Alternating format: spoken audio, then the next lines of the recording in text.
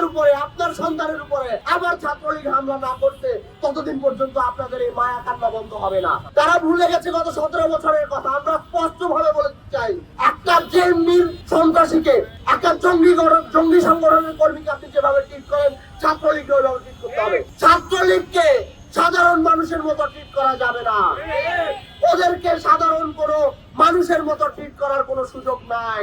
আমরা এখনো দেখতে পাচ্ছি 5ই আগস্টের পরেও এই ছাত্রলীগ, আওয়ামী লীগ তাদের সন্ত্রাসী কার্যক্রম পরিচালনা করে যাচ্ছে। আমরা আজকেও দেখতে পেয়েছি চুয়াডাঙ্গাতে যুবদল নেতার স্ত্রীকে ধর্ষণ চেষ্টা এবং ধর্ষণ করতে না পেরে তাকে কুপিয়ে আহত করেছে এই ছাত্রলীগের সন্ত্রাসীরা।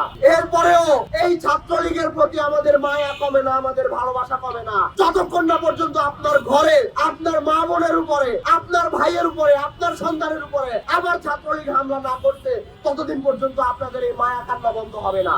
আমাদের মাঝে মাঝে মনে হয় যে আমরা সবকিছু ছেড়ে দিয়ে বসে যাই, আমরা দেখি ছাত্রলীগ আসুক, আপনাদেরকে আবার পিটাইয়া গত 17 বছর যেরকম হাল করছে সেরকম হাল করুক।